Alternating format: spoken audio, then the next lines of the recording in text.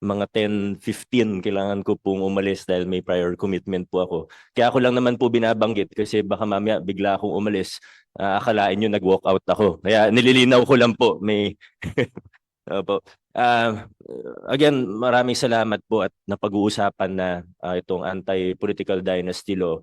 Pero sa tingin ko po, bago natin pag-usapan yung iba't ibang mga detalye nito, yung mga nabanggit po kanina na tanong, kailangan malinaw po sana sa bawat isa kung bakit ba natin sinusulong to. Ba't ba natin hinahangad na magkaroon ng isang anti-political dynasty law?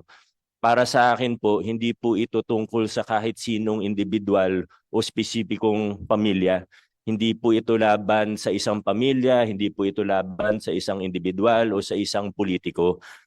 Ang nilalabanan po natin dito, ang ayaw po natin dito ay yung concentration ng kapangyarihan sa kamay ng iilan lamang. What we are against here is the concentration of power in the hands of a few political elite. Na alam po natin yan na ang nangyayari sa ating bansa. Pangalawa po, ang nilalabanan at inaayawan po natin dito ay ang paggamit ng resources ng taong bayan.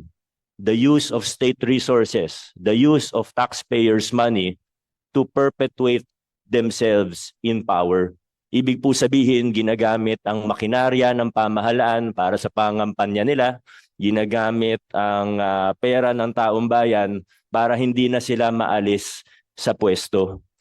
So kung yun yung nilalabanan natin, ano naman yung gusto natin? Ano ba yung inaasam-asam natin para sa ating bayan? Ang gusto po natin, ang mga kabataan, ang gusto po natin, ang mga mahuhusay, ang gusto po natin, ang mamamayan na kwalipikado at may kayang mamuno ay siyang mabigyan ng pagkakataon. Our Constitution not only suggests, but our Constitution guarantees equal access to opportunities for public service. This is the constitutional guarantee that Congress has slept on for the last 40 years.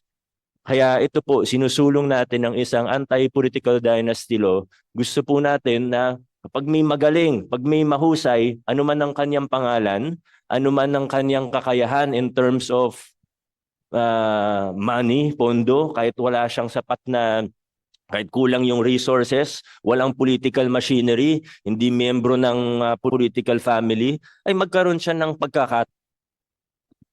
pinatayan ko na yung sarili ko ng mic. Wala pang 5 minutes. Walang na magkaroon ng pagkakataon. Kasi sa kasalukuyan po nating sitwasyon, opo, paminsan-minsan may mga magagaling na galing sa political family. Hindi naman po natin inatanggi yun. Alam naman po natin, totoo yan. Pero, tingnan natin yung pangkabuuan. May isang kandidato na sobrang galing, honest, may integridad, maayos, mahusay, matino, pero walang pangalan, walang makinarya, walang pera. Ang kalaban niya, miyembro ng political family na theoretical lang naman po ito, wala tayong pinatatamaan. Miyembro ng political family na, let's say, wala masyadong kaalaman, wala masyadong karanasan, hindi marunong, hindi magaling, may pagkakurap pa ng konti. Sa sitwasyon natin sa Pilipinas, 9 times out of 10 ang mananalo yung miyembro ng political family. Bakit? Kasi gamit nila yung resources ng pamahalaan. Nangangampanya sila. Hindi naman gamit, alam naman natin ang totoo, hindi naman nila gamit ang sarili nilang pera eh. Pag nakaupo na yan, ang gamit nila para mangampanya, resources ng taong bayan. May iba pang lugar, makikita po natin ng mga instance ng karahasan. Papasok ang bago, walang koneksyon sa politika, manganib ang buhay niya mismo. Sa maraming lugar sa Pilipinas, ganyan po ang sitwasyon. Kaya po kailangan natin ng isang batas to equal the playing field and to give us what the Constitution guarantees, the equal access to opportunities for public service. Yan po ang sinusulong natin, yan ang pinaglalaban natin pag pinag-uusapan natin ang isang anti-political dynasty law. And I hope that Congress now will really be serious, whether the upper house, the Senate, or the lower house.